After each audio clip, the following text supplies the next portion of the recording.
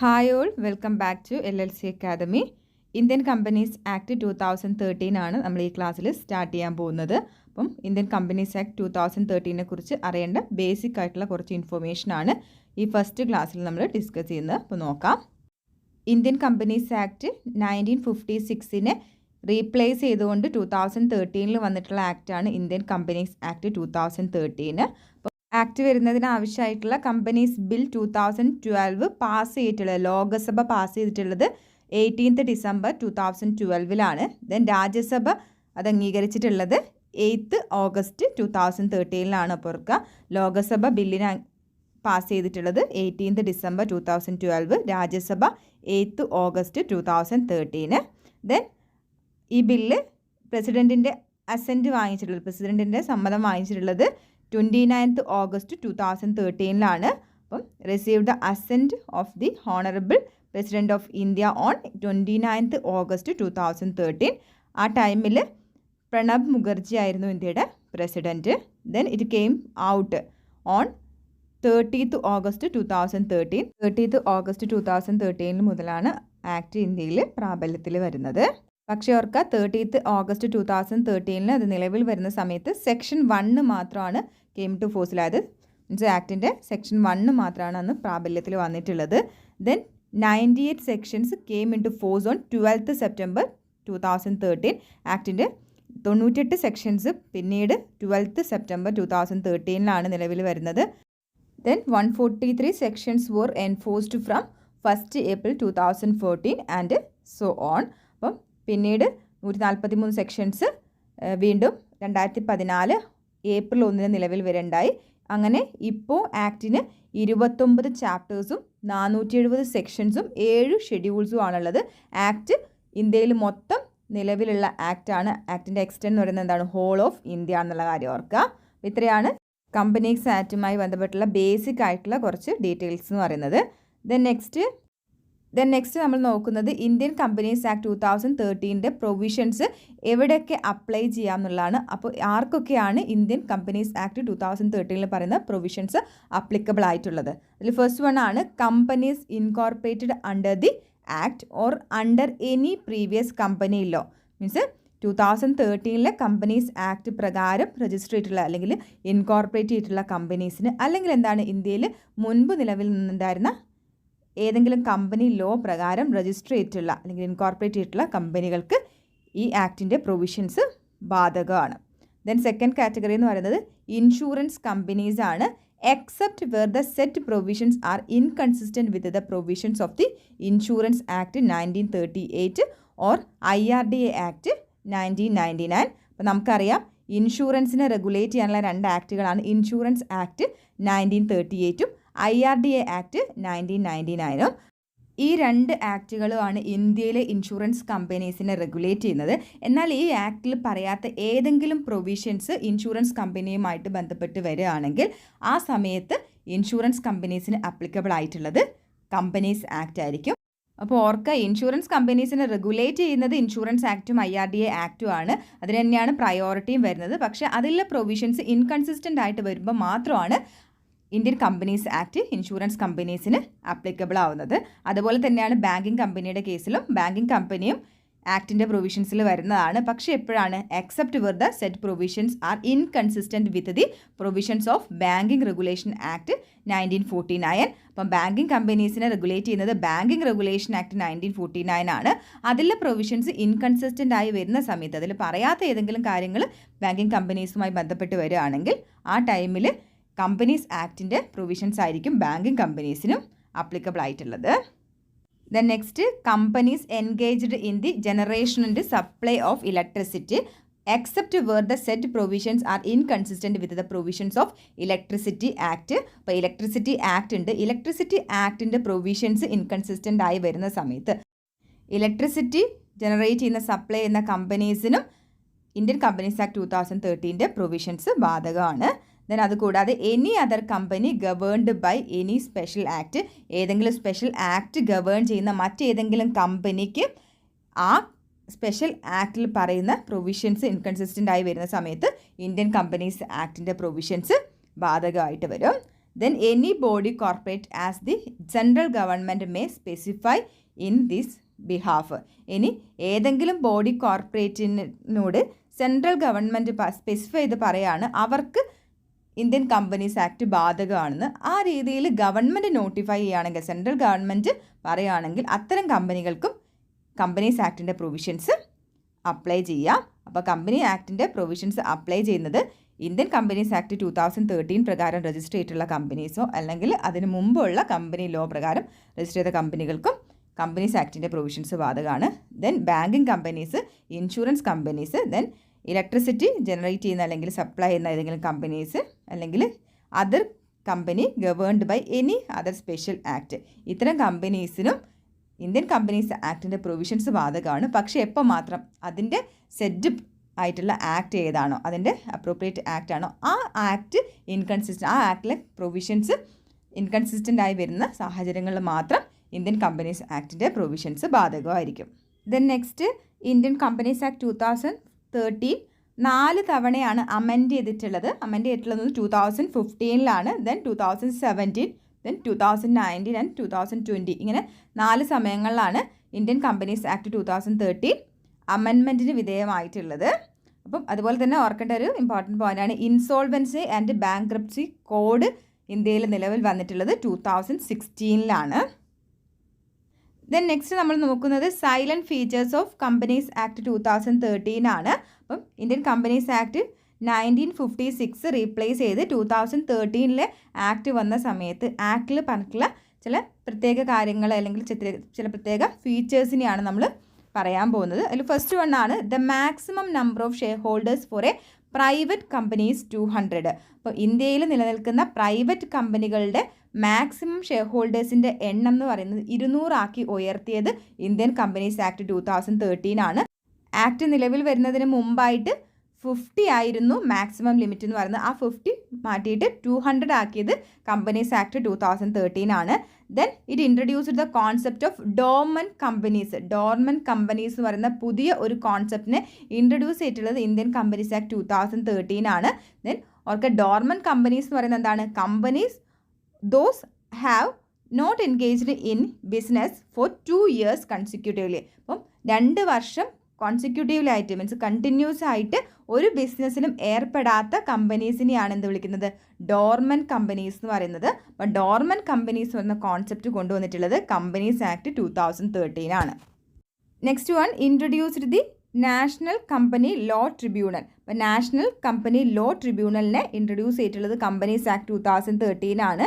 ഇനി national company law tribunal എന്ന് പറയുന്നത് എന്താണ്? It is A quasi judicial body in India adjudicating issues concerning companies. It replaced the company law board. അപ്പോൾ ഇന്ത്യയിൽ അന്ന് വരെ ഉണ്ടായിരുന്ന കമ്പനി ലോ ബോർഡിനെ റീപ്ലേസ് ചെയ്തുകൊണ്ട് വന്നിട്ടുള്ള ഇന്ത്യയിലെ ക്വാസി ജുഡീഷ്യൽ ബോഡിയാണ് നാഷണൽ കമ്പനി ലോ ട്രിബ്യൂണൽ എന്ന് പറയുന്നത്. അപ്പോൾ അവരുടെ മെയിൻ ഫംഗ്ഷൻ എന്ന് പറയുന്നത് എന്താണ്? അഡ്ജുഡിക്കേറ്റിംഗ് ഇഷ്യൂസ് കൺസേണിങ് കമ്പനീസുമായിട്ട് ബന്ധപ്പെട്ടിട്ടുള്ള എന്തെങ്കിലും ഇഷ്യൂസ് ഉണ്ടെങ്കിൽ അതിൽ വിധി തീർപ്പിക്കുക അല്ലെങ്കിൽ അതിനെ അഡ്ജുഡിക്കേറ്റ് ചെയ്യുക എന്നുള്ളതാണ് national company law ട്രിബ്യൂണലിൻ്റെ aim.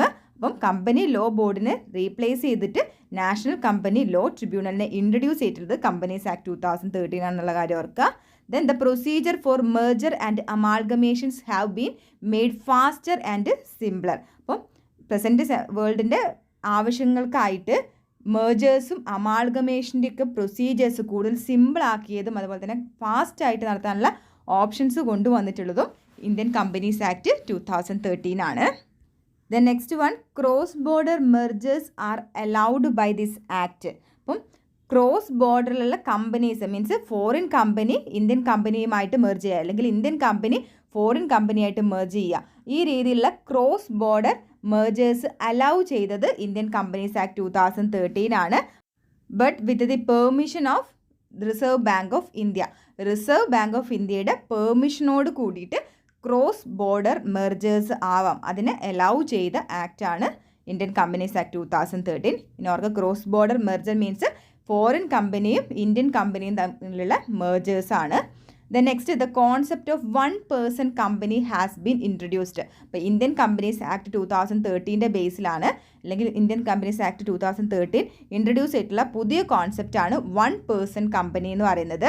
This is the new type of private company which may have only one director and only one share holder. അപ്പം ഇന്ത്യയിൽ അതുവരെ എന്തായിരുന്നു, പ്രൈവറ്റ് കമ്പനീസിന് മിനിമം 2 മെമ്പേഴ്സ് വേണ്ടിയിരുന്നു, അല്ലെങ്കിൽ 2 ഷെയർ ഹോൾഡേഴ്സ് വേണ്ടിയിരുന്നു. പക്ഷേ ഒരു ഷെയർ ഹോൾഡർ അല്ലെങ്കിൽ ഒരു ഡയറക്ടറെ മാത്രം അലൗ ചെയ്തുകൊണ്ട് പുതിയ ടൈപ്പ് ആയിട്ടുള്ള 1% കമ്പനി എന്ന് പറയുന്ന പ്രൈവറ്റ് കമ്പനിയെ സ്റ്റാർട്ട് ചെയ്യാമെന്ന് പറഞ്ഞിട്ടുള്ളത് കമ്പനീസ് ആക്ട് 2013 ആണ്. അപ്പം മിനിമം 2 ഡയറക്ടേഴ്സ് വേണം എന്നുള്ള 1956 ആക്ടിൻ്റെ റിക്വയർമെൻറ്റിനെ റീപ്ലേസ് ചെയ്തിട്ട് 1% കമ്പനി എന്ന് പറയുന്ന പ്രൈവറ്റ് കമ്പനിയെ കൊണ്ടുവന്നിട്ടുള്ളത് ഇന്ത്യൻ കമ്പനീസ് ആക്ട് 2013 ആണ്. ദെൻ നെക്സ്റ്റ് കമ്പനീസ് ആക്ട് 2013 കൊണ്ടുവന്നിട്ടുള്ള കോൺസെപ്റ്റാണ് ഇൻഡിപെൻഡൻറ്റ് ഡയറക്ടേഴ്സ്. അപ്പം Indian companies act 2013 provides that all listed companies should have at least 1/3 of board as independent directors. അപ്പം എല്ലാ ലിസ്റ്റഡ് കമ്പനീസിനും, ഇന്ത്യയിലെ എല്ലാ ലിസ്റ്റഡ് കമ്പനീസിനും അവരുടെ ബോർഡ് ഓഫ് ഡയറക്ടേഴ്സിൻ്റെ 1/3, ദാറ്റ് മീൻസ് 1/3 ഭാഗം ഡയറക്ടേഴ്സും ഇൻഡിപെൻഡൻറ്റ് ഡയറക്ടേഴ്സ് ആയിരിക്കണം എന്ന് പറഞ്ഞിട്ടുള്ളത് ഇന്ത്യൻ കമ്പനീസ് ആക്ട് 2013 ആണ്. അപ്പോൾ no independent director shall hold office more than 2 consecutive terms of 5 years എന്ന് പറഞ്ഞിട്ടുള്ളതും കമ്പനീസ് ആക്ട് 2013 ആണ്. ദാറ്റ് മീൻസ് എന്താണ്, ഇൻഡിപെൻഡൻറ്റ് ഡയറക്ടേഴ്സ് വേണം, ആ ഡയറക്ടേഴ്സ് 2 കോൺസിക്യൂട്ടീവ് ടേംസിൽ കൂടുതൽ വർക്ക് ചെയ്യാൻ പാടില്ല. ഈ ടേം എന്ന് പറയുന്നത് എത്രയാണ്, 5 years ആണ്. അപ്പോൾ 5 yearsൻ്റെ 2 കോൺസിക്യൂട്ടീവ് ടേംസിൽ മാത്രമേ അവർക്ക് കണ്ടിന്യൂസ് ആയിട്ട് ഇൻഡിപെൻഡൻറ്റ് ഡയറക്ടറായി മാറാൻ കഴിയുള്ളൂ എന്ന് പറഞ്ഞിട്ടുള്ളതും ഇന്ത്യൻ കമ്പനീസ് ആക്ട് 2013 ആണ്. അപ്പം എല്ലാ ലിസ്റ്റഡ് കമ്പനീസിനും അവരുടെ ബോർഡിൽ മെമ്പേഴ്സിൽ 1/3 ഡയറക്ടേഴ്സ് എന്ന് പറയുന്നത് ഇൻഡിപെൻഡൻറ്റ് ഡയറക്ടേഴ്സ് ആവണം എന്ന് പറഞ്ഞിട്ടുള്ളത് കമ്പനീസ് ആക്ട് 2013 ആണ്. ഇതിനവർക്ക് ഇൻഡിപെൻഡൻറ്റ് ഡയറക്ടറുടെ ഓഫീസിൻ്റെ ടേം എന്ന് പറയുന്നത്, ടെന്യൂർ എന്ന് പറയുന്നത് 5 years ആണ്. ആ 5 years 2 തവണ കോൺസിക്യൂട്ടീവായിട്ട് അയാൾക്ക് ഇൻഡിപെൻഡൻറ്റ് ഡയറക്ടർ ആവാം. പക്ഷേ 2ൽ കൂടുതൽ തവണ അവർക്ക് ഇൻഡിപെൻഡൻറ്റ് ഡയറക്ടറായിട്ട് കമ്പനിയിൽ അപ്പോയിൻ്റ് ആവാനുള്ള റൈറ്റ് ഇല്ല. Then next, for a prescribed class of companies woman directors are mandatory. അപ്പം പറഞ്ഞിട്ടുള്ള ചില ക്ലാസ് ഓഫ് കമ്പനീസിന് മാത്രം വുമൺ ഡയറക്ടേഴ്സ് മാൻഡേറ്ററി ആണ്, മീൻസ് കമ്പൽസറി ആണെന്നുള്ള കാര്യം പറഞ്ഞിട്ടുള്ളത് കമ്പനീസ് ആക്ടിലാണ്. Then all companies should have at least 1 director who has been a resident of India for not less than 182 days in the last calendar year എന്ന് പറഞ്ഞിട്ടുള്ളത് companies act ആണ്. That means ഇന്ത്യയിലെ എല്ലാ കമ്പനികൾക്കും അവരുടെ ബോർഡ് ഓഫ് ഡയറക്ടേഴ്സിൽ ഏതെങ്കിലും ഒരാളെങ്കിലും, അറ്റ്ലീസ്റ്റ് ഒരു ഡയറക്ടറെങ്കിലും ഇന്ത്യയിൽ റെസിഡൻ്റ് ആയിട്ടുള്ള ആളായിരിക്കണം. ഈ റെസിഡൻ്റ് ആവാനുള്ള മാനദണ്ഡം എന്ന് പറയുന്നത് എന്താണ്, അദ്ദേഹം കഴിഞ്ഞ ലാസ്റ്റ് കലണ്ടർ ഇയറിൽ 182 ദിവസമെങ്കിലും ഇന്ത്യയിൽ താമസിച്ചിട്ടുള്ള ആളായിരിക്കണമെന്നും, അങ്ങനെ ഒരാളെങ്കിലും ഒരു കമ്പനിയുടെ ബോർഡിൽ വേണം, ഒരു ഡയറക്ടറെങ്കിലും വേണം. റെസിഡൻറ്റ് ഡയറക്ടർ കമ്പൽസറി ആണെന്ന് പറഞ്ഞിട്ടുള്ളത് കമ്പനി ആക്ട് 2013 ആണ്. Then next, the act provides for entrenchment, that means apply extra legal safe guard of the articles of association. അപ്പോൾ കമ്പനീസിൻ്റെ ഇമ്പോർട്ടൻറ്റ് ഡോക്യുമെൻ്റ് ആയിട്ടുള്ള ആർട്ടിക്കിൾസ് ഓഫ് അസോസിയേഷന് കൂടുതൽ എക്സ്ട്രാ ലീഗലായിട്ടുള്ള സേഫ് ഗാർഡിനെസ് പ്രൊവൈഡ് ചെയ്തിട്ടുള്ളത് കമ്പനീസ് ആക്ട് 2013 ആണ്. Then next, the act mandates at least 7 days of notice for calling board meeting. ഇപ്പോൾ ബോർഡ് ഓഫ് ഡയറക്ടേഴ്സിൻ്റെ മീറ്റിംഗ് വിളിക്കുന്ന സമയത്ത് അറ്റ്ലീസ്റ്റ് 7 ദിവസം മുമ്പെങ്കിലും നോട്ടീസ് കൊടുത്തിരിക്കണം എന്നുള്ള കാര്യം നിർബന്ധമാക്കിയിട്ടുള്ളത് കമ്പനീസ് ആക്ട് 2013 ആണ്. The notice may be sent by electronic means to every director at his address registered with the company. ഇനി electronic മീൻസിലൂടെ വേണമെങ്കിൽ ഈ നോട്ടീസ് സെൻഡ് ചെയ്യാം, അല്ലെങ്കിൽ എന്താണ്, ഡയറക്ടറുടെ രജിസ്റ്റേർഡ് ആയിട്ടുള്ള അഡ്രസ്സ് ഉണ്ടായിരിക്കും, ആ അഡ്രസ്സിൽ നേരിട്ട് മെയിൽ വഴിയും അയക്കാം. അപ്പോൾ ഇലക്ട്രോണിക് മീൻസ് ആണെങ്കിലും ഡയറക്റ്റ് മെയിൽ ചെയ്യുകയാണെങ്കിലും അറ്റ്ലീസ്റ്റ് 7 ദിവസം മുമ്പെങ്കിലും ബോർഡ് മീറ്റിങ്ങിൻ്റെ നോട്ടീസ് സെൻഡ് ചെയ്തിരിക്കണം. Then in this act the duties of a director has been defined. It also defined the duties of key managerial personnel and promoter. അപ്പം 2013 act ആണ് ഡയറക്ടറുടെ duty, അതുപോലെ തന്നെ key managerial പേഴ്സണൽസിൻ്റെ duty, പ്രൊമോട്ടേഴ്സിൻ്റെ duty ഒക്കെ clear ആയിട്ട് specify ചെയ്ത് പറയുന്നത്. അപ്പം അവരുടെ ഡ്യൂട്ടി എന്താണെന്ന് ഡിഫൈൻ ചെയ്തിട്ടുള്ളത് 2013 കമ്പനീസ് ആക്ട് ആണ്. Then next, for public companies there should be A rotation of audit firms and auditors എന്ന് പറഞ്ഞിട്ടുള്ളത് കമ്പനീസ് ആക്ട് ആണ്. മീൻസ് പബ്ലിക് കമ്പനീസിന് അവരുടെ ഓഡിറ്റ് ഫേംസ് അല്ലെങ്കിൽ ഓഡിറ്റേഴ്സ് റൊട്ടേഷൻ ബേസിൽ വരണം. മീൻസ് ഒരേ ഓഡിറ്റർ എപ്പോഴും വരാൻ പാടില്ല, റൊട്ടേഷൻസ് ഫോളോ ചെയ്യണം എന്ന് പറഞ്ഞിട്ടുള്ളത് കമ്പനീസ് ആക്ട് 2013 ആണ്. The act also prevents auditors from performing non audit services to the company. അപ്പോൾ കമ്പനിക്ക് ഓഡിറ്റിംഗ് ഫംഗ്ഷൻ അല്ലാതെ നോൺ ഓഡിറ്റിംഗ് സർവീസുകളൊന്നും ഓഡിറ്റർ പ്രൊവൈഡ് ചെയ്യരുതെന്ന് പറഞ്ഞിട്ടുള്ളതും കമ്പനീസ് ആക്ട് 2013 ആണ്. In case of non compliance there is a substantial criminal and civil liability for an auditor. ഇനി ഈ കാര്യം നോൺ ഓഡിറ്റ് സർവീസ് പ്രൊവൈഡ് ചെയ്യാൻ പാടില്ല, അങ്ങനെ പ്രൊവൈഡ് ചെയ്ത് കഴിഞ്ഞാൽ അതിന് നോൺ കംപ്ലയൻസ് അതിന് അനുസരിക്കാതിരുന്നു കഴിഞ്ഞാൽ അദ്ദേഹത്തിന് ഓഡിറ്റർക്ക് ക്രിമിനൽ ആൻഡ് സിവിൽ ലയബിലിറ്റി വരും എന്നുള്ള കാര്യവും കമ്പനീസ് ആക്ട് പറയുന്നുണ്ട്. Then the whole process of rehabilitation and liquidation of the companies in case of financial crisis has been made time bound. അപ്പം ഏതെങ്കിലും കമ്പനി ഫിനാൻഷ്യൽ ക്രൈസിസ് മുഖാന്തരം റിഹാബിലേഷൻ അല്ലെങ്കിൽ liquidation പ്രോസസ്സിലൂടെ കടന്നു പോവുകയാണെങ്കിൽ ആ പ്രോസസ്സ് ഒരു ടൈമിനുള്ളിൽ തന്നെ, ഒരു ടൈം കൊണ്ട് തന്നെ പെട്ടെന്ന് ചെയ്ത് തീർക്കണം എന്നുള്ള കാര്യം ഇൻസിസ്റ്റ് ചെയ്യുന്നത് പറയുന്നതും കമ്പനീസ് ആക്റ്റിലാണ്. അപ്പം ടൈം ബൗണ്ട് ആയിട്ട് തന്നെ ഫിനാൻഷ്യൽ ക്രൈസിസ് ഉള്ള ഒരു കമ്പനിയുടെ ലിക്വിഡേഷൻ പ്രോസസ്സ് അല്ലെങ്കിൽ റിഹാബിലേഷൻ പ്രോസസ്സ് കംപ്ലീറ്റ് ചെയ്യണം എന്ന് പറഞ്ഞിട്ടുള്ളത് കമ്പനീസ് ആക്ട് 2013 ആണ്. The next one, the act makes it compulsory for companies to form CSR committees and formulate CSR policies.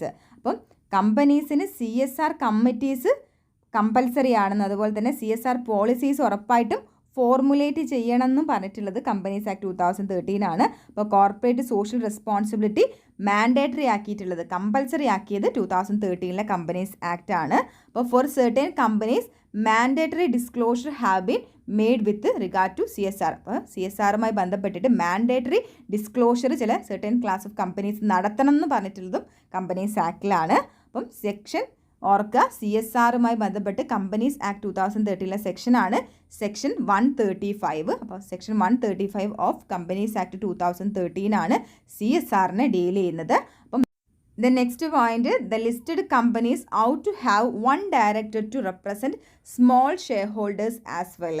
അപ്പം ആക്ട് ദെൻ പറയുന്ന ഒരു കാര്യമാണ്, ലിസ്റ്റഡ് കമ്പനീസിന് അറ്റ്ലീസ്റ്റ് ഒരു ഡയറക്ടറെങ്കിലും അവരുടെ സ്മോൾ ഷെയർ ഹോൾഡേഴ്സിനെ റെപ്രസെൻറ്റ് ചെയ്തുകൊണ്ട് വേണം എന്ന് കമ്പൽസറി ആക്കിയിട്ടുള്ളത് കമ്പനീസ് ആക്ട് 2013 ആണ്. അപ്പോൾ ഓർക്കുക, എല്ലാ ലിസ്റ്റഡ് കമ്പനീസിനും സ്മോൾ ഷെയർ ഹോൾഡേഴ്സിനെ റെപ്രസെൻറ്റ് ചെയ്യുന്ന രീതിയിൽ ഒരു ഡയറക്ടറെങ്കിലും വേണം, അത് കമ്പൽസറി ആണ്. Then next, there is A provision for search and seizure of documents during investigation without an order from A magistrate. അപ്പം കമ്പനീസിൽ ഇൻവെസ്റ്റിഗേഷൻ നടന്നുകൊണ്ടിരിക്കുകയെന്ന് വിചാരിക്കുക. അപ്പോൾ ഇൻവെസ്റ്റിഗേറ്റ് ചെയ്യുന്ന ഒഫീഷ്യലിന് ഒരു മജിസ്ട്രേറ്റിൻ്റെ ഓർഡർ ഇല്ലാതെ തന്നെ അവിടുത്തെ ഡോക്യുമെൻറ്റ്സ് സെർച്ച് ചെയ്യാനും സീഷർ ചെയ്യാനുള്ള അധികാരം ഉണ്ടെന്ന് പറയുന്ന പ്രൊവിഷൻസ് കമ്പനീസ് ആക്ട് 2013 ഉണ്ട്. അപ്പോൾ മജിസ്ട്രേറ്റിൻ്റെ ഓർഡർ ഇല്ലാതെ തന്നെ എന്ത് ചെയ്യാം, അവർക്ക് അവിടുത്തെ ഡോക്യുമെൻറ്റ്സ് സെർച്ച് ചെയ്യുകയും സീഷർ ചെയ്യുകയും ചെയ്യാം. ദെൻ നെക്സ്റ്റ് പോയിൻ്റ് ആണ്, norms have been made stringent for accepting deposit from the public. That means പബ്ലിക്കിൻ്റെ കയ്യിൽ നിന്ന് ഡെപ്പോസിറ്റ്സ് റിസീവ് ചെയ്യുന്ന സമയത്ത് കമ്പനീസ് ഫോളോ ചെയ്യേണ്ട നോംസ് എന്താണെന്നുള്ള കാര്യം കറക്റ്റായിട്ടുള്ള റെഗുലേഷൻസ് കൊണ്ടുവന്നിട്ടുള്ളത് companies act 2013 then next one, setting up of the national financial reporting authority NFRA has been provided four. അപ്പം കമ്പനീസ് ആക്ട് 2013 പ്രകാരമാണ് നാഷണൽ ഫിനാൻഷ്യൽ റിപ്പോർട്ടിംഗ് അതോറിറ്റി നിലവിൽ വരുന്നത്. അപ്പോൾ നാഷണൽ ഫിനാൻഷ്യൽ റിപ്പോർട്ടിംഗ് അതോറിറ്റിയുടെ ഫംഗ്ഷൻ എന്ന് പറയുന്നത് എന്താണ്? It engages in the establishment and enforcement of accounting and auditing standards and oversight of the work of auditors. അപ്പോൾ അക്കൗണ്ടിംഗ് ആൻഡ് ഓഡിറ്റിംഗ് സ്റ്റാൻഡേർഡ്സിനെ എസ്റ്റാബ്ലിഷ് ചെയ്യുക, അതിനെ എൻഫോഴ്സ് ചെയ്യുക, ദെൻ ഓഡിറ്റേഴ്സിൻ്റെ വർക്കിനെ ഓവർസൈറ്റ് ചെയ്യുക, ഇത്തരം ഫങ്ഷൻസിന് വേണ്ടിയിട്ട് ഫോം ചെയ്തിട്ടുള്ള അതോറിറ്റിയാണ് നാഷണൽ ഫിനാൻഷ്യൽ റിപ്പോർട്ടിംഗ് അതോറിറ്റി. അപ്പോൾ നാഷണൽ ഫിനാൻഷ്യൽ റിപ്പോർട്ടിംഗ് അതോറിറ്റിയുടെ സെറ്റിംഗ് അപ്പ് കമ്പനീസ് ആക്ട് 2013 പ്രകാരമാണ്. അപ്പം due to notification of NFRA, India is now eligible for membership of the international forum of independent audit regulators. That means NFRA ഇന്ത്യയിൽ notify ചെയ്ത് വന്നതുകൊണ്ട് തന്നെ India ഇപ്പോൾ എന്താണ്, international forum of independent audit റെഗുലേറ്റേഴ്സിൽ മെമ്പർഷിപ്പിന് വേണ്ടിയിട്ട് എലിജിബിൾ ആയിട്ടുള്ള ആളുകളാണ്. അപ്പോൾ ഓർക്കുക, national financial reporting authority establish ചെയ്തിട്ടുള്ളത് കമ്പനി ആക്ട് 2013 പ്രകാരമാണ്. അതിൻ്റെ മെയിൻ എയിം എന്ന് പറയുന്നത് എന്താണ്? Accounting and audit standards establish ചെയ്യുക, അതിനെ എൻഫോഴ്സ് ചെയ്യുക, അതുപോലെ തന്നെ ഓഡിറ്റേഴ്സിൻ്റെ വർക്കിനെ ഓവർസൈറ്റ് ചെയ്യുക എന്നുള്ള കാര്യമാണ്. ദെൻ നെക്സ്റ്റ് ഫീച്ചറാണ് prohibition on forward dealing and insider trading. കമ്പനീസിൽ ഫോർവേഡ് ഡീലിങ്സും ഇൻസൈഡർ ട്രെയിനിങ്ങും പ്രൊഹിബിറ്റ് ചെയ്തിട്ടുള്ളത് ആക്റ്റാണ് 2013 ആണ്. അപ്പം ഓർക്കുക the act bans key managerial personnel and directors from purchasing call and put options of shares of the company if such persons is reasonably expected to have access to price sensitive information. അപ്പോൾ കമ്പനീസിൻ്റെ price sensitive ആയിട്ടുള്ള informations access ചെയ്യാൻ കഴിയുന്ന ആളുകളാണ് കമ്പനിയിലെ key managerial പേഴ്സൺസും ഡയറക്ടേഴ്സും. അപ്പം key managerial പേഴ്സൺസും ഡയറക്ടേഴ്സും കമ്പനിയുടെ ഷെയറിൻ്റെ call and put options purchase ചെയ്യാൻ പാടില്ല. ഇങ്ങനെയുള്ള ഫോർവേഡ് ഡീലിങ്സും ഇൻസൈഡർ ട്രേഡിങ്ങും പ്രൊഹിബിറ്റ് ചെയ്തുകൊണ്ട് അതിനെ ബാൻ ചെയ്തിട്ടുള്ളത് കമ്പനീസ് ആക്ട് 2013 ആണ്. Then the act offer more powers to share holders in that it provide for share holders approval for many major transactions. അപ്പോൾ നമുക്കറിയാം കമ്പനീസിൻ്റെ എല്ലാ ഡിസിഷൻസും അധിക ഡിസിഷൻസും എടുക്കുന്നത് ബോർഡ് ഓഫ് ഡയറക്ടേഴ്സിൻ്റെ ബോർഡ് മീറ്റിങ്ങിലാണ്. പക്ഷേ ഷെയർ ഹോൾഡേഴ്സിന് കമ്പനീസ് ആക്ട് 2013 കുറച്ചുകൂടി പവേഴ്സ് പ്രൊവൈഡ് ചെയ്തിട്ടുണ്ട്. ഒരുപാട് കാര്യങ്ങളിൽ ഷെയർ ഹോൾഡേഴ്സിൻ്റെ അപ്രൂവൽ ആവശ്യമാണെന്നുള്ള രീതിയിൽ ആക്ട് ചേഞ്ചസ് വരുത്തിയിട്ടുണ്ട്. അപ്പം ആക്ട് ഷെയർ ഹോൾഡേഴ്സിന് മുമ്പുള്ളതിനേക്കാൾ കൂടുതൽ പവേഴ്സ് പ്രൊവൈഡ് ചെയ്യുന്നുണ്ട്. ദെൻ നെക്സ്റ്റ് കമ്പനീസ് ആക്ട് 2013 കൊണ്ടുവന്നിട്ടുള്ളതാണ് class action suits for share holders. Share ഹോൾഡേഴ്സിന് ക്ലാസ് ആക്ഷൻ സ്യൂട്ട്സ് കൊണ്ടുവന്നിട്ടുള്ളത് 2013 കമ്പനീസ് ആക്ട് ആണ്. അപ്പം ന്യൂ കോൺസെപ്റ്റ് ആയിട്ടുള്ള class action suits with a view of making share holders and other stake holders more informed and knowledgeable about their rights. അപ്പം share holders അല്ലെങ്കിൽ മറ്റുള്ള സ്റ്റേക്ക് holders അവരുടെ റൈറ്റിനെ കുറിച്ച് കൂടുതൽ ഇൻഫോർമേറ്റീവ് ആയിരിക്കണം, അവർ നോളജബിൾ ആയിരിക്കണം എന്നുള്ള ഉദ്ദേശത്തോടെ പുതിയ കോൺസെപ്റ്റ് ആയിട്ടുള്ള ക്ലാസ് ആക്ഷൻ സ്യൂട്ട്സ് എന്ന് പറയുന്ന കോൺസെപ്റ്റ് 2013 ആക്ടിൽ വന്നതാണ്. നെക്സ്റ്റ് ക്ലാസ് ആക്ഷൻ എന്ന് പറഞ്ഞാൽ എന്താണ്? Class action also known as representative action. Class action നമ്മൾ റെപ്രസെൻറ്റേറ്റീവ് ആക്ഷൻ എന്നും പറയാറുണ്ട്. It is actually a form of lawsuit where a large group of people collectively bring a claim to a court through a representative. അപ്പോൾ ഒരു റെപ്രസെൻറ്റേറ്റീവിലൂടെ ഒരുപാട് വലിയ group of persons കളക്റ്റീവായിട്ട് ഒരു law suit നിയമത്തിന് മുൻപിൽ കൊണ്ടുവരികയാണെങ്കിൽ അതിനെയാണ് എന്ത് വിളിക്കുന്നത്? ക്ലാസ് ആക്ഷൻ എന്ന് വിളിക്കുന്നത്. അപ്പോൾ ക്ലാസ് ആക്ഷൻ സ്യൂട്ട്സ് ഒരു റെപ്രസെൻറ്റേറ്റീവ് ആയിരിക്കും കൊടുക്കുന്നുണ്ടായിരിക്കുക. സെയിം ലോസ് സംഭവിച്ചിട്ടുള്ള ഒരു കൂട്ടം ആളുകൾക്ക് വേണ്ടിയിട്ട് ഒരു റെപ്രസെൻറ്റേറ്റീവ് അല്ലെങ്കിൽ ഒരു small number of representatives file ചെയ്യുന്ന ലോ സ്യൂട്ടാണ് ക്ലാസ് ആക്ഷൻ എന്ന് പറയുന്നത്. അപ്പോൾ a class action suit is filed generally when a number of people have suffered the same or similar injuries. അപ്പോൾ പൊതുവെ ക്ലാസ് ആക്ഷൻ സ്യൂട്ട്സ് എപ്പോഴാണ് ഫയൽ ചെയ്യുന്നത്? ഒരുപാട് ആളുകൾ ഒരേ ടൈപ്പ് സിമിലർ ആയിട്ടുള്ള ലോസ് അല്ലെങ്കിൽ ഇഞ്ചുറി സഫർ ചെയ്തിട്ടുണ്ടെങ്കിൽ അവർക്ക് എല്ലാവർക്കും കൂടെ വേണ്ടിയിട്ട് എന്ത് ചെയ്യാണ്? അവരുടെ റെപ്രസെൻറ്റേറ്റീവ് ഫയൽ ചെയ്യാണ് ലോ സ്യൂട്ട്. അപ്പം ഷെയർ ഹോൾഡേഴ്സിൻ്റെ കേസ് നമുക്കറിയാം. Share holders large number of share holders ഒരു കമ്പനിയിൽ ഉണ്ടായിരിക്കും. ആ കമ്പനിയിൽ ഉണ്ടാക്കുന്ന ഏതെങ്കിലും രീതിയിലുള്ള കറപ്ഷൻ ഈ ലാർജ് ആയിട്ടുള്ള ഷെയർ ഹോൾഡേഴ്സിനെ ഒരുപോലെ ബാധിക്കാനുള്ള സാധ്യത ഉണ്ട്. അങ്ങനെ അവർ ഒന്നിച്ച് സഫർ ചെയ്തിട്ടുള്ള സിമിലർ ആയിട്ടുള്ള ഇഞ്ചുറീസിന് ഡീൽ ചെയ്യാൻ വേണ്ടിയിട്ട് ഒരു റെപ്രസെൻറ്റേറ്റീവിലൂടെ കേസ് ഫയൽ ചെയ്യുന്നതിനെയാണ് ക്ലാസ് ആക്ഷൻ സ്യൂട്ട്സ് അല്ലെങ്കിൽ റെപ്രസെൻറ്റേറ്റീവ് ആക്ഷൻ സ്യൂട്ട്സ് എന്ന് പറയുന്നത്. അപ്പം ക്ലാസ് ആക്ഷൻ സ്യൂട്ട്സ് കൊണ്ടുവന്നിട്ടുള്ളത് കമ്പനീസ് ആക്ട് 2013 ആണ്. ദെൻ നെക്സ്റ്റ് ഫീച്ചറാണ് electronic mode. The companies act 2013 proposed e governance for various companies processes. കമ്പനിയുടെ പല പ്രോസസ്സിലും ഈ ഗവേണൻസ് ആവാം, ഇലക്ട്രോണിക് മീൻസിലുള്ള ഗവേണൻസ് ആവാം എന്നുള്ള പ്രൊവിഷൻ കൊണ്ടുവന്നിട്ടുള്ളത് കമ്പനീസ് ആക്ട് 2013 ആണ്. ലൈക്ക് എന്താണ്? Maintenance and inspection of documents in electronic form. കമ്പനിയുടെ ഡോക്യുമെൻറ്റ്സ് ഇലക്ട്രോണിക് ഫോമിൽ മെയിൻറ്റെയിൻ ചെയ്യാമെന്ന്, അതിൻ്റെ ഇൻസ്പെക്ഷൻ ഇലക്ട്രോണിക് ഫോമിൽ തന്നെ നടത്താമെന്നും പറഞ്ഞു. അതുപോലെ തന്നെ option of keeping book of accounts in electronic form. കമ്പനിയുടെ ബുക്സ് ഓഫ് അക്കൗണ്ട്സ് ഇലക്ട്രോണിക് ഫോമിൽ കീപ്പ് ചെയ്താൽ മതി. അതുപോലെ തന്നെ financial statements to be placed on companies website. കമ്പനിയുടെ ഫിനാൻഷ്യൽ സ്റ്റേറ്റ്മെൻറ്റ്സ് കമ്പനിയുടെ വെബ്സൈറ്റിൽ പ്ലേസ് ചെയ്യാം.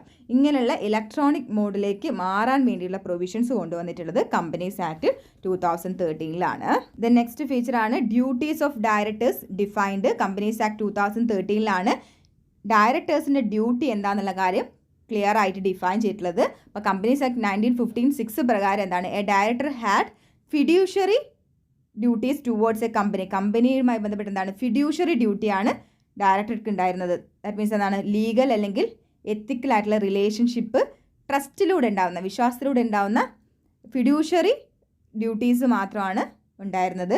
പക്ഷേ കമ്പനീസ് ആക്ട് 2013 ക്ലിയർ ആയിട്ട് ഡിഫൈൻ ചെയ്തിട്ടുണ്ട് എന്തൊക്കെയാണ് ഡയറക്ടറുടെ ഡ്യൂട്ടീസ് എന്നുള്ള കാര്യം. Then liability on directors and officers ആണ്. Companies act 2013 does not restrict an Indian company from indemnifying its directors and officers like the Companies Act 1956. അപ്പം കമ്പനീസ് ആക്ട് 1956 റെസ്ട്രിക്ഷൻ ഉണ്ടായിരുന്നു, directors അല്ലെങ്കിൽ ഓഫീസേഴ്സിന് ഇൻഡംനിഫൈ ചെയ്യാൻ കഴിയില്ല എന്നുള്ളത്. അങ്ങനത്തെ റെസ്ട്രിക്ഷൻസ് എന്തിലില്ല, ഇന്ത്യൻ കമ്പനീസ് ആക്ട് 2013 ഇല്ല. അപ്പോൾ ഇന്ത്യൻ കമ്പനീസ് ആക്ട് 2013 പ്രകാരം ഡയറക്ടേഴ്സ് അല്ലെങ്കിൽ ഓഫീസേഴ്സിന് ഏതെങ്കിലും രീതിയിലുള്ള ഹാം അല്ലെങ്കിൽ ലോസ് ഉണ്ടായിട്ടുണ്ടെങ്കിൽ അവരെ ഇൻഡംനിഫൈ ചെയ്യാം. അതിനുള്ള പ്രൊവിഷൻസ് കമ്പനീസ് ആക്ട് 2013 കൊണ്ടുവന്നിട്ടുണ്ട്. അപ്പോൾ ഇത്രയാണ് ഇന്ത്യൻ കമ്പനീസ് ആക്ട് 2013 കുറിച്ച് ബേസിക് ആയിട്ട് പറയാനുള്ള കുറേ ഇൻഫർമേഷൻസ് എന്ന് പറയുന്നത്. അപ്പോൾ നെക്സ്റ്റ് ക്ലാസ്സിൽ ബാക്കി പോർഷൻസ് നോക്കാം. താങ്ക്